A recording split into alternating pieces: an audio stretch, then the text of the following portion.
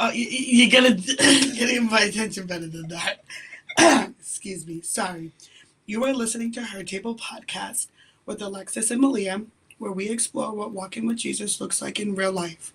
No filter, no pressure, where God meets us at the table, and there's always room for you. Happy Tuesday!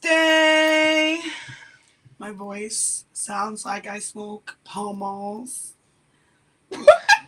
Unpack a day. I'm dead. Drink some water. Jimmy! I have juice and it's not helping. What juice? What is it? What kind of juice? Lemonade. The Minute Maid lemonade. That's lemonade. I wouldn't consider lemonade I don't know what I would consider lemonade. I guess it is juice. Juice is an umbrella. See, I've always classified because there's different lemonades. You know, I've always and there's different juices. Yeah, yeah, but there's like grape, when orange. you squeeze the lemon, what comes out? Juice. Okay. No, I hear. I just making sure what I'm saying. I didn't know. I listen. I get it. I'm listening. But in my brain, that was just a different drink category. Like teas are a different drink category, but like that's herb juice. Herb juice. That warm herb juice. All right. So this week we're talking about something that is probably one of the more difficult things about being a Christian, and that is forgiveness. Amen to that. Because that is really, really hard. And I think even for people who don't have like an ego, I guess you would say, I still feel like it's hard. And it's hard to say, I'm going to let that one go. So I do have a story, but I did want to start, excuse me while I find my notes here.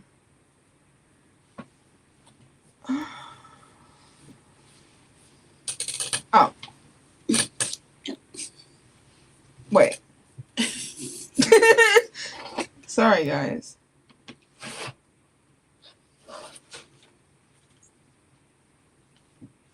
Yeah, I don't know. I had a, can you just excuse me for 1 second? I had a different note, and I just can't find it at the moment. Actually, I know what I can do.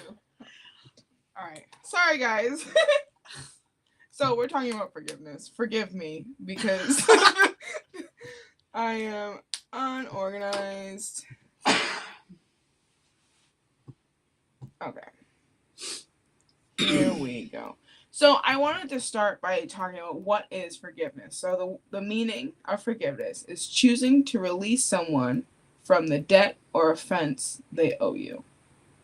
Now, that can be a little confusing, but what I think a lot of people miss about forgiveness is that it's not for the other person. Mm-hmm. It does nothing for the other person. You know, I heard this example, like you have a husband and wife who's split for whatever reason. The husband's out, remarried, living his best life, while Deborah's sitting at home and wallowing about it every day. She doesn't forgive him. She holds anger and animosity.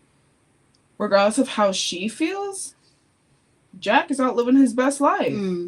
She's holding on to that. Mm-hmm. So forgiveness gives us the ability to let those things go. And letting go, as we've mentioned before, can be difficult in itself. Right. So they kind of go hand in hand, but forgiveness can be tough for some people because sometimes it's tough to say, you hurt me, right, but I forgive you. And so I am going to tell the story of Peter. When God or Jesus chooses to forgive him. So for anyone who doesn't know, Peter's Jesus' guy. That's his boy. Not a background disciple, he's the disciple. The loud one, the confident one, the I'll fight for you friend. He's also a little bit of a goofster gaster. He's pretty funny.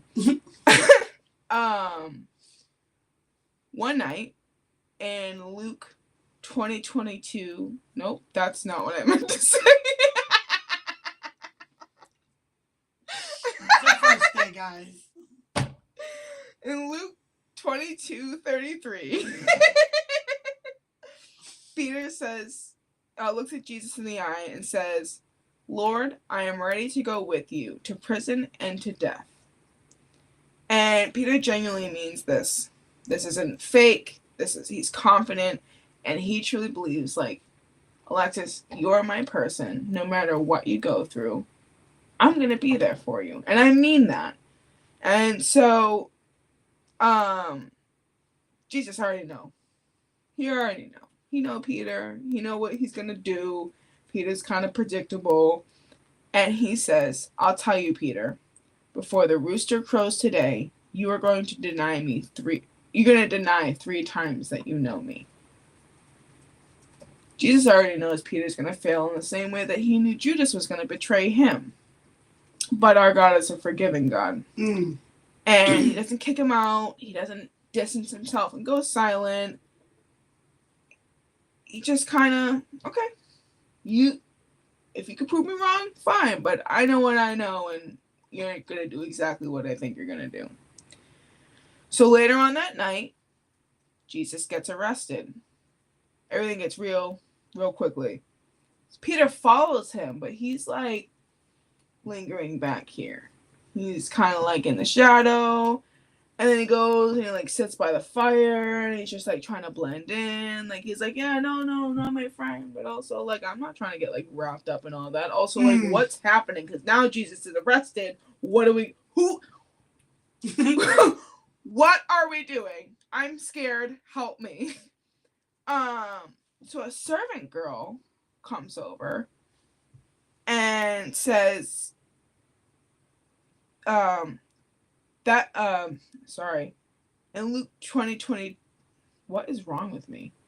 In Luke 22, chaotic day.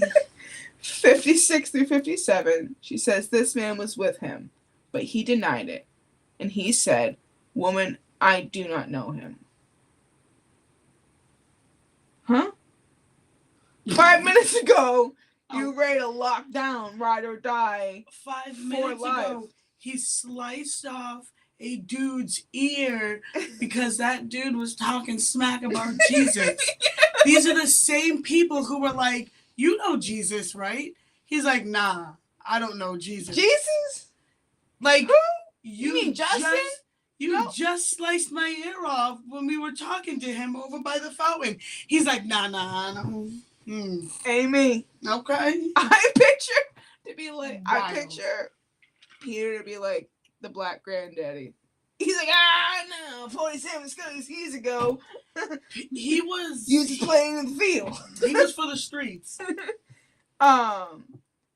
So a servant girl says that. He says, "I don't know him. I don't know what you're talking about. Back up."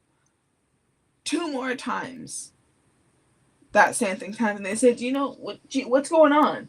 What happened?" He's like, I have no idea. Where are we? What is this? Who are you? Who am I?" He's all playing stupid. He had 3 chances, 3 denials, not to soldiers, not to people that were going to get him, not to people that were going to arrest him, not people that were out to kill him. Regular people who were just trying to figure out what's going on. Peter doesn't deny Jesus because he hated him. He denies Jesus because he was scared. So after the 3rd denial, the scripture says, in Luke 22:61, the Lord turned and looked straight at Peter.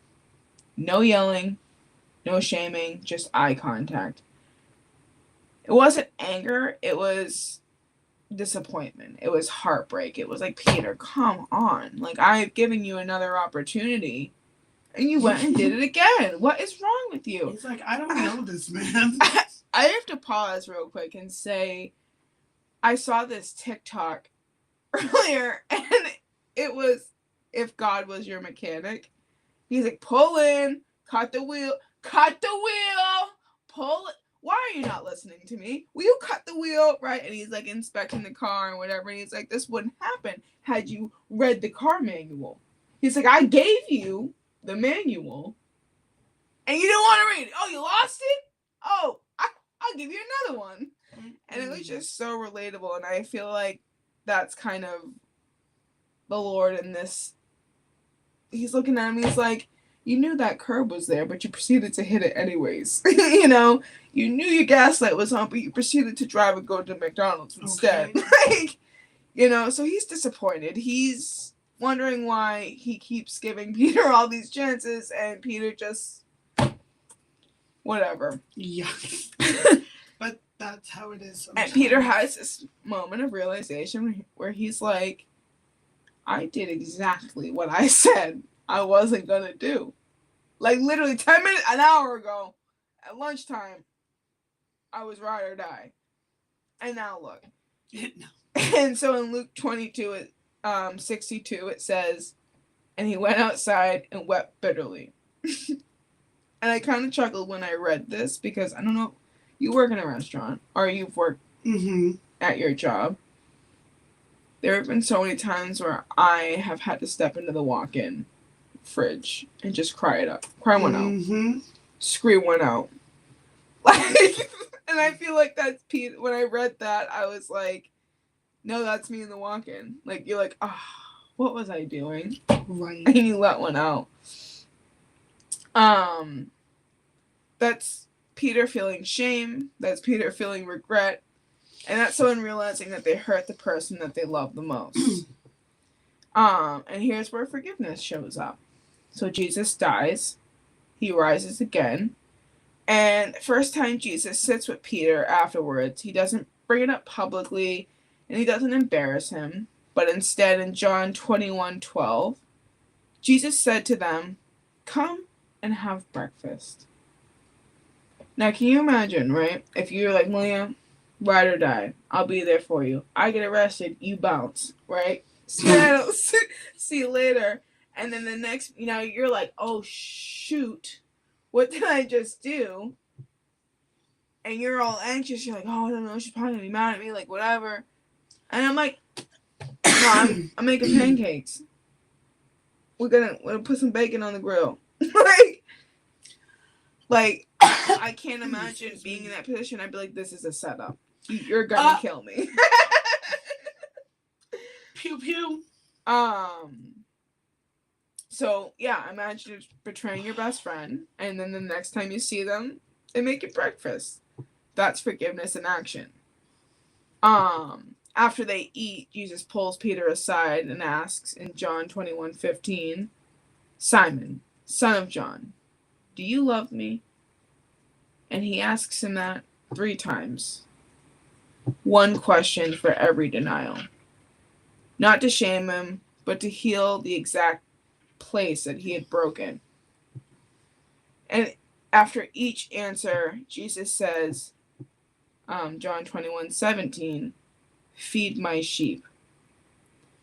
And to explain that, Jesus isn't saying isn't just like saying I forgive you. He's saying I still trust you, and your failure didn't cancel your purpose. And this is why it's so important to understand that we have a God who's a forgiving God. In the same way that Jesus already knew that Peter was going to betray him, God already knows kind of the paths we're gonna take in life. He knows that we have free will.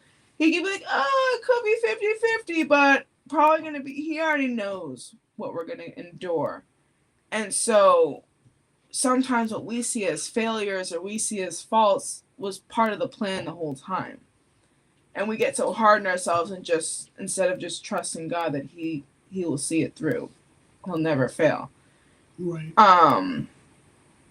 Peter failed loudly, publicly, and completely, and Jesus forgave him fully before Peter even proved anything further. He didn't even give him another opportunity to say, oh, no, like, I got your back. No, I know that one time I said I was gonna, but, like, no, I got you now. He didn't even have to go through all that. And he didn't even promise to do better yet. But we have such a forgiving God that, like I said, he knows it's part of the plan, and he just wants to see, is your faith still there? Do you still trust in him? Do you still believe the things that he has promised for you? And sometimes that can be difficult. I've shared this in my testimony Tuesday, is the fact that my partner and I were not doing great this last year, and I was very angry with him, and God literally was like, no, you need to forgive him. You will never know me until you forgive him. And I was like, me forgive him? Like, I am literally the victim here. And he's like, and you're the only one holding the animosity. And I'm like, you just stop yelling at me. You know? Right. And so forgiveness is hard. It is hard to say you hurt me. But in order to move on, like you say, going on to that next chapter, like, you need to close that book first. You need to finish that chapter before you can go on. And in Romans 5:8, it says, while we're still sinners, Christ has died for us. And, you know, forgiveness doesn't mean what you did didn't matter. It just means grace mattered more.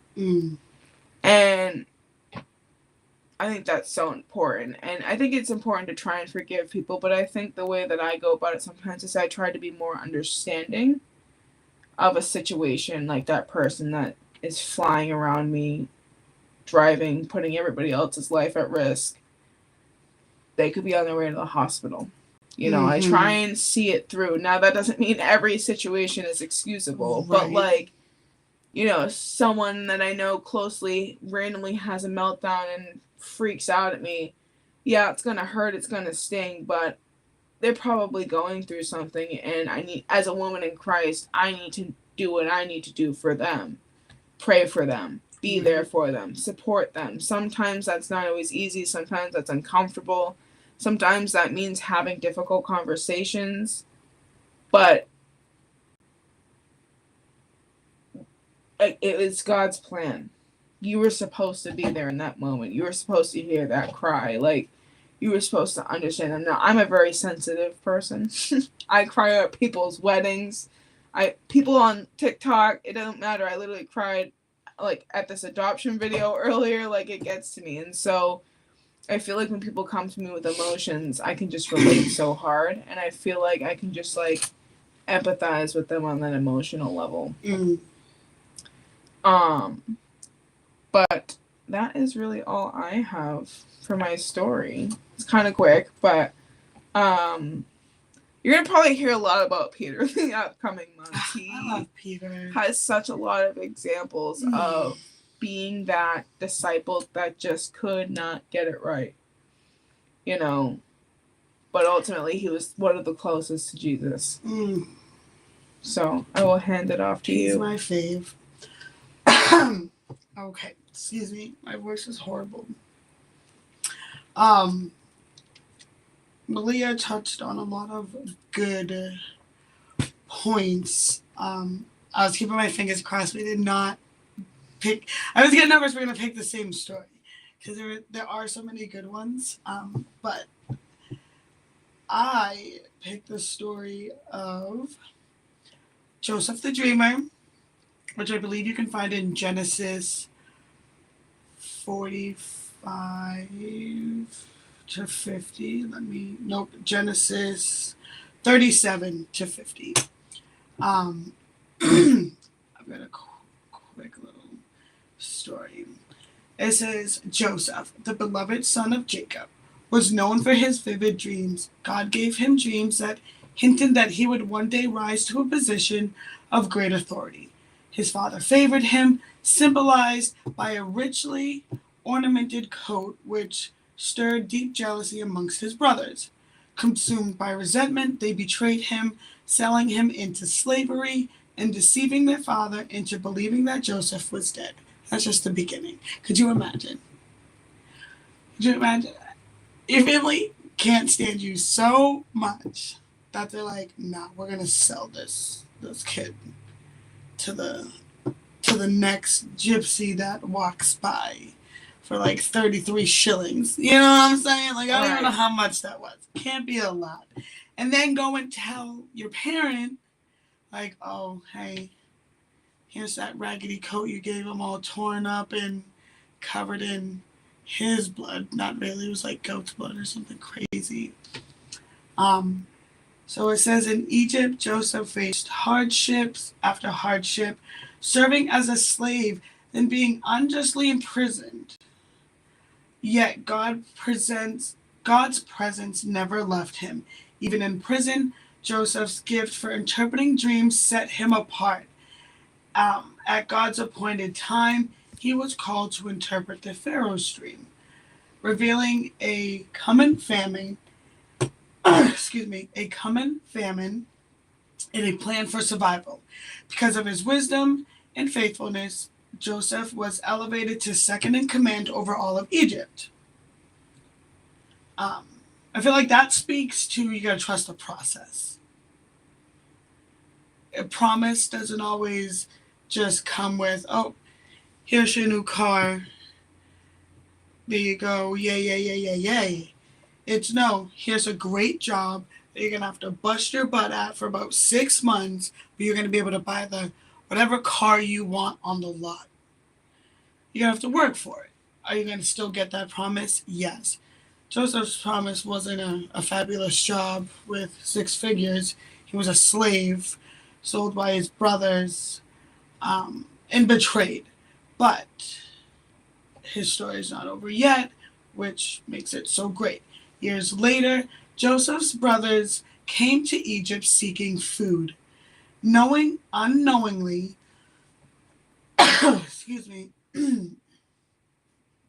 bowing before the very brother they had betrayed, fulfilling the dreams Joseph once had.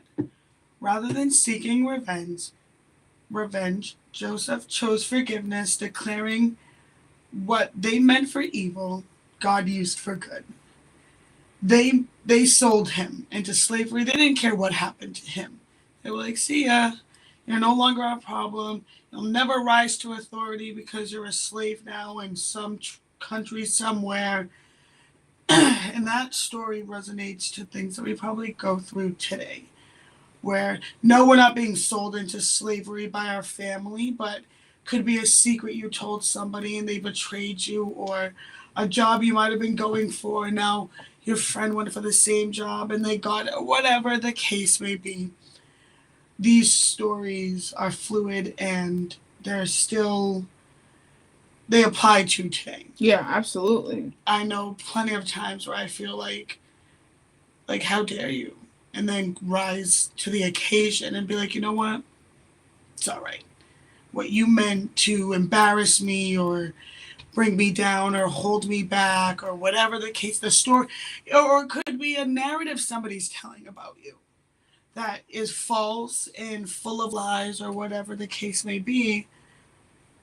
I feel like that comes with getting deeper into your walk too, being able to see those people for what is, like you said, like, oh, I see how you're twisting your words now, you know what I mean? Whereas before you probably would have tried to defend yourself. You want to clap back, what the kids call get your lick back, whatever the case is. Like Malia says, when you walk in the Word, and I've been really in the Word, more on a certain topic than any, but still in the Word nonetheless.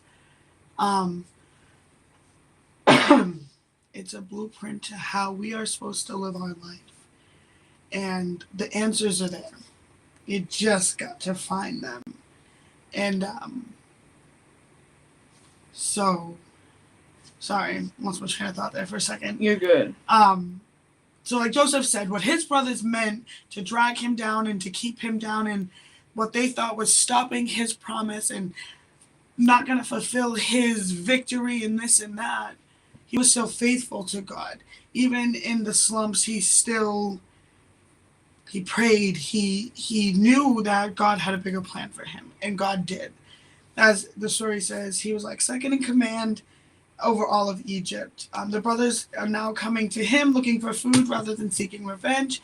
He chose forgiveness, declaring what they meant for evil, God meant for good. Through Joseph's life, we see a powerful story of God's sovereignty, redemption, and the purpose found in perseverance through suffering.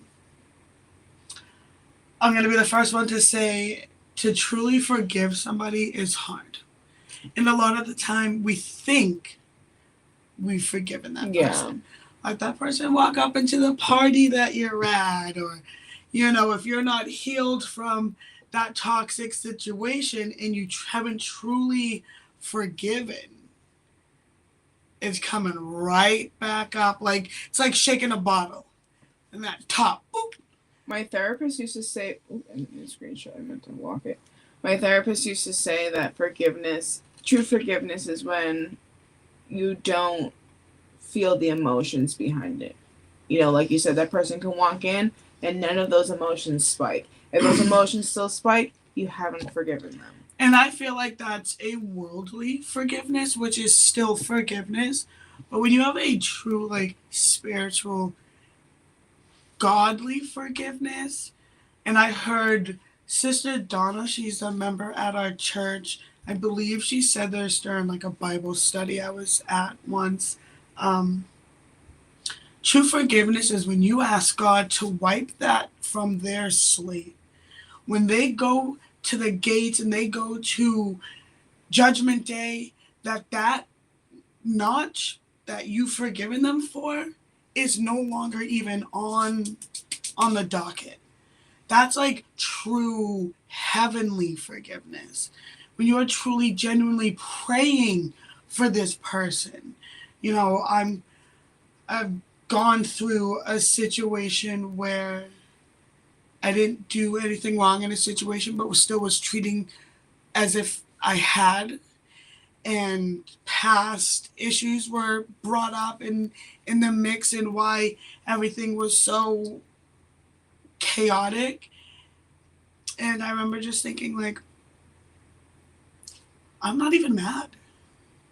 I feel bad that that's how, and it sounds almost kind of narcissistic, but that's how you remember the situation. This is not what happened. Mm.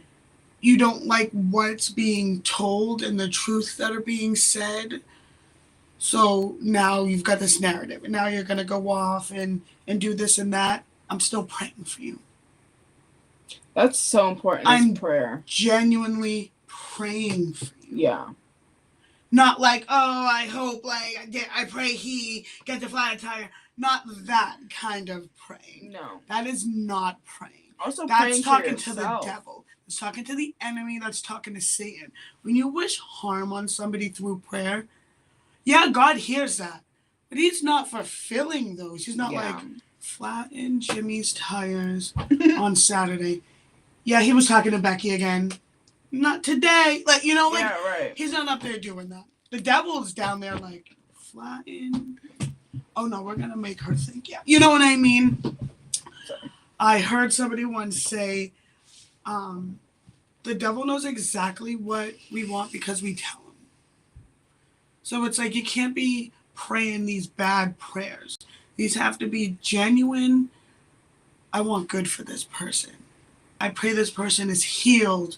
Their mind is healed. Their heart is healed. You know, their heart is covered in, you know, this, that, and the third. All in Jesus' name, of course. I wanted to point out, prayer is also good for yourself. Of like, you can say, God, help me move past this, or help me do what needs to be done before you need to do what you need to do. You know, it's like, don't play God, but just say, like, give me the stillness to be able to move through this situation, even when they clap back, even when they name call, even when they're in full attack mode and Satan is doing everything he can. Like, help me be stable. Forgiveness is a process. You know, like in the story, it didn't say Joseph forgave his brothers while he was in that ditch. It didn't say Joseph forgave his brothers while he was in prison. But over time, as Joseph grew and became mature and all of this stuff, and you change your perspective, that's when he was able to forgive. And he didn't just come right out and say, hey, it's me, your brother, this, that, and the third. He kind of let them know, like, hey, listen, you know, you can't treat people like that. You can't do this, you can't do that. But forgiveness is hard. And this is not scripted or any research. This is just straight from personal experience. I'm 37. I have lived a life.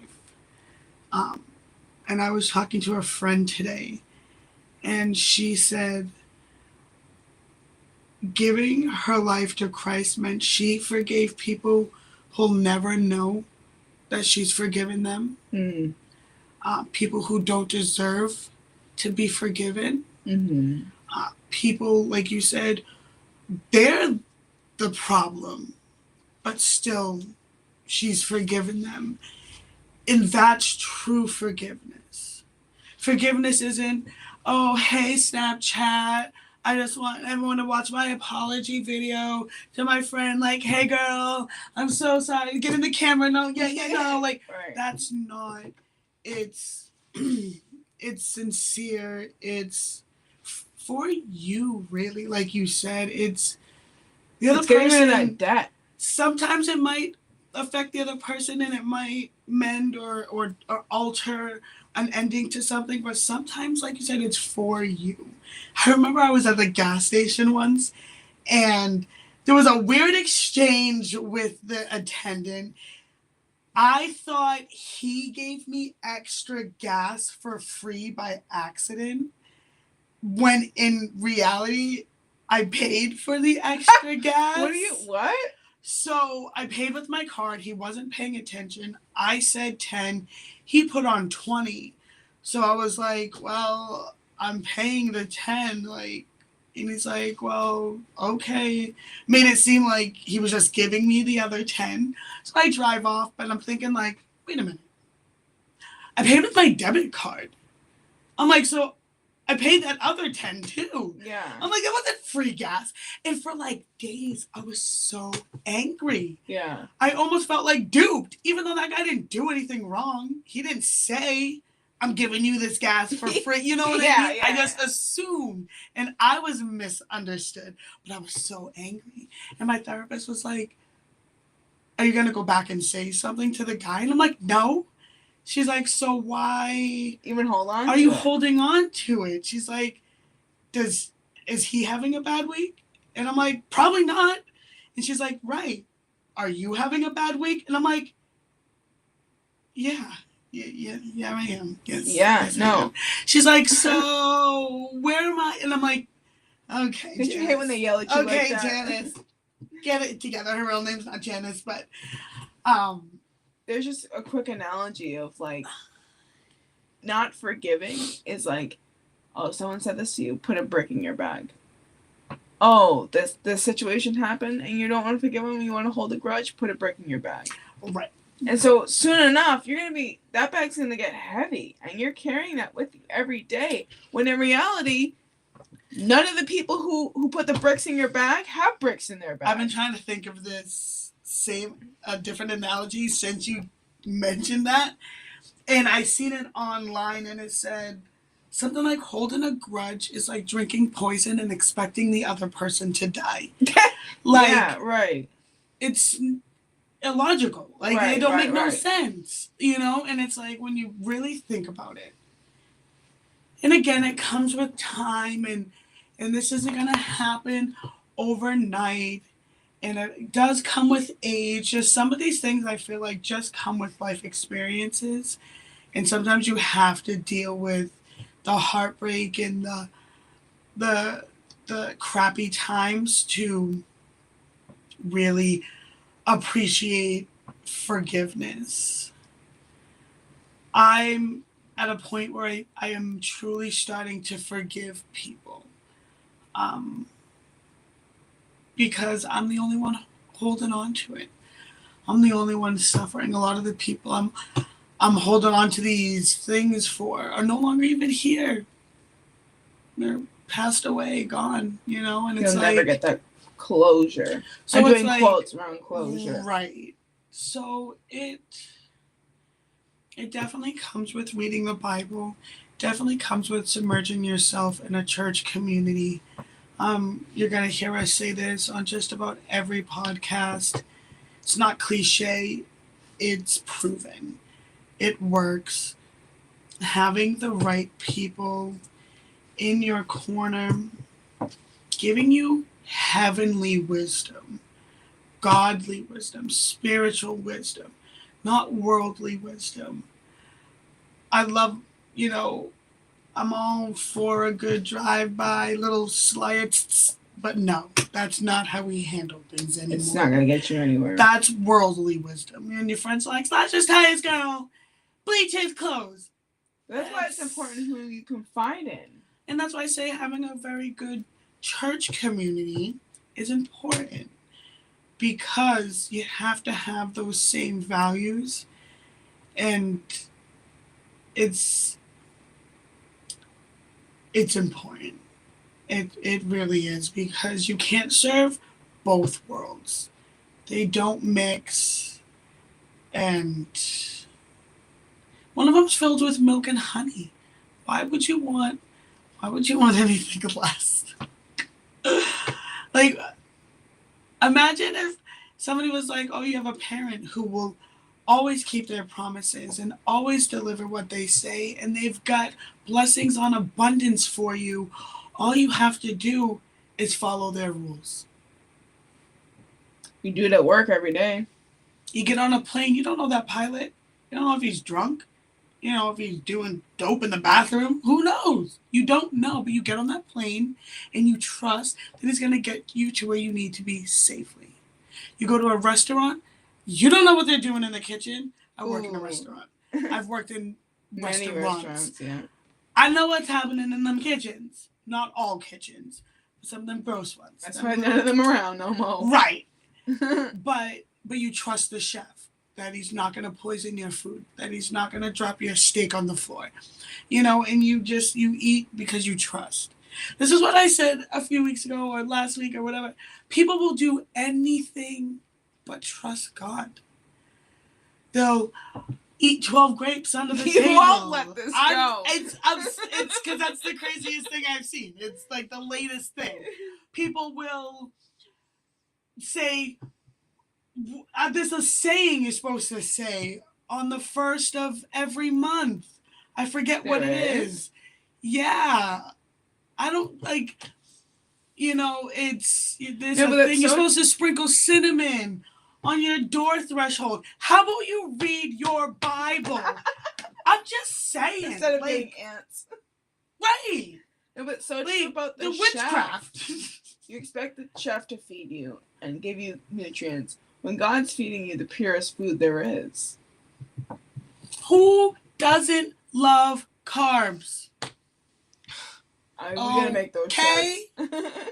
I want one. I want one. But I'm just saying, and you know what? I'm not bashing anybody. We all have our superstitions. We all have our things that we need to do. I'm just painting a picture that people will go out of their way to avoid Jesus. When it's like, if those things worked, you wouldn't have to do it every year. Because I promise you, when you read your Bible every day, you're getting something different. Rabbit, rabbit, rabbit. That's what people say. Everyone's supposed to say rabbit, rabbit, rabbit on the 1st of the month. Every month. Weird things. Rabbit, rabbit. I say no white rabbits when the campfire smoke is in my eye. Again, just, little superstition, supposedly gets the smoke to stay.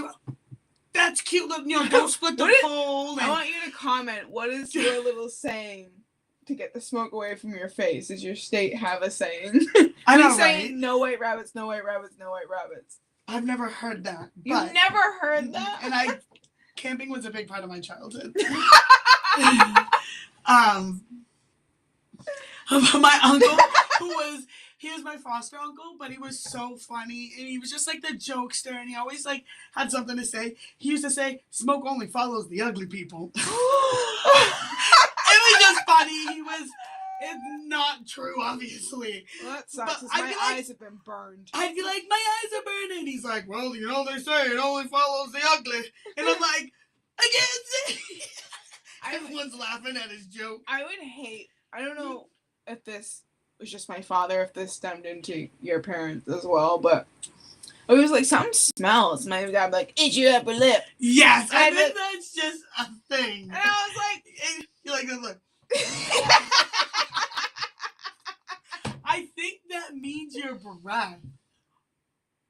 I think that's what they mean when they say your upper lip, your breath stinks. I would always just sniff my lip. We all do. Like this. I'm like, look. But I mean, everyone has their superstitions. Right. Everyone has this. I just think it's crazy. And it's my own opinion. And again, I'm not judging. You eat as many grapes as you want on the table. You let me know how that works out for you. Like, what was kind your of year grapes? any better? Are there rules to this? Like, I'm just curious. Does it have to be a real table? Does it be a picnic table? It's funny how they won't read their Bible and be biblical, but grapes, wine, Jesus. I mean, come on. I read this post on Facebook that says, please don't talk to me if you are going to be uncomfortable with the fact that I always bring up Jesus. And I'm just saying. Hallelujah. The demons don't like it. Bye. Listen, my next relationship, I'm going to be like, are you willing to align your life with Jesus? No? See ya. Oh, are you willing to align your life with Jesus? Maybe. See ya. Yeah. Equal yo? Nope. Hey, see ya. Seriously though, because this world is a mess, you can't go wrong with Jesus. Where? Show me. Right. Show me. So, if it don't align with the Word of God, it ain't right. I had a couple verses I just wanted to put out there for people. I live together.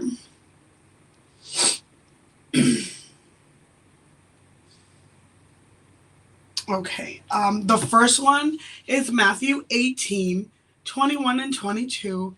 And it says, Peter asks how many times he must forgive. And Jesus says, 70 times 7. So I asked for like little examples for these scriptures for like everyday life. And it says a family member keeps disappointing you, late again, forgets again, says something careless again. Forgiveness becomes a rhythm, not a one-time event. You set boundaries, but you don't let resentment become your identity. So important. The other one, it was still in Matthew 6:14 and 15. It says Jesus teaches that forgiving others is connected to living in God's forgiveness. It says you're holding on to a grudge that's been weighing you down. When you finally release it, you feel lighter, emotionally and spiritually. Forgiveness becomes a doorway to peace, clarity, and restored intimacy with God. Last one is Genesis 50:20. This is part of Joseph's story. It says Joseph's blah, blah, blah, blah. Did he? Yeah, that's right. He sure did. Joseph forgives his brothers, saying, you meant evil against me, but God meant it for good. So someone betrays your trust, maybe a friend, shared something private, or a partner walked away. Forgiveness doesn't deny the pain. It allows God to redeem the story. You stop letting the wound define you. And that's so important. So important. Because a lot of the times we think, oh, if I forgive them, it's almost like I'm saying what they did is okay. And it's like, no. You can say, hey, listen, this was not okay. But I'm choosing to let it go and not let it hold on to my life. It's just like when they say forgive, but don't forget. Like, I forgive you. But that doesn't mean I forget that you slept with my husband, Rachel. Oh, you know? Rachel. So there's a lot to unpack when forgiving. And on something like this, I feel like you got to kind of do your research. You know, some of the scriptures that we mentioned, the stories that we've read are important because, like I said, it doesn't happen overnight. This isn't something you're just like, oh, she stole $100 from me, but I forgive her and we're best friends. And, you know, of course I'll leave my purse next to her again next time. No, it's, oh, she stole $100 from me. Hey, listen, not cool, but maybe you needed that $100 more than I did. I'm going to let this one go. But just know, Becky, my purse won't be next to you. My wallet has stuff. Yeah, you know, so it's like you just got to, sometimes that's that turn the other cheek. I never understood that until I was today. Not today, but within the last, like, year. It's hard. That's why, you know, see, walk like Jesus. Going to a Catholic school, that turn the other cheek, I always thought like that meant let him slap you on the other side. Mm-hmm. And I was like, oh, I'll be damned. Basically, not let them slap you, but like, oh, you hit me over here. That's okay. We're going to talk on this side. So, and it's almost like giving them another chance, not necessarily to hurt you. But it's like, okay, oop, this side didn't work. Okay, let's try this side. Yeah. Okay, you good? This is my good Okay. side. This is my good angle. They may hurt you again. Yeah. But now you got no more cheeks to turn. Got to go. Ha. Peace. 2 more. You feel what I'm saying? Like, so it used to not make sense to me, and I feel like it does now. It's tough. Forgiveness is hard. Forgiveness is difficult. And it's not something that happens overnight either. And it's that uncomfortability we're always talking about sitting in. It's just one of those things, unfortunately. You good for me to switch to the next close and outro? Yes. All right. Perfect. Well, we hope that this helps somebody today. For or sure. At least help somebody understand that what forgiveness is and what that can look like in your everyday life. And maybe it helped you understand that you don't need to hold on to that. Again, guys, don't forget to go check out last week's video. We started a new segment called Dear Grace. Yes. Similar to Dear Abby, it's an advice column. You submit a Christian advice column. You submit your questions or situations. You can be anonymous or not down in the description to the email hertablepodcast@gmail.com. And we'll be sure to every month, once a month, we're going to read through some of those questions. So be sure to submit those. You can also post them in the comments. Doesn't matter. Post them wherever you'd like. But be sure to go check that out. But thank you guys so much for joining us here at Her Table. If this episode encouraged you, share it with a friend and remind them that joy is already around us. You don't have to go far looking for it. It's right there in the life that God has given you. All right, guys. We will see you guys next week. Have a good week. Have a good week.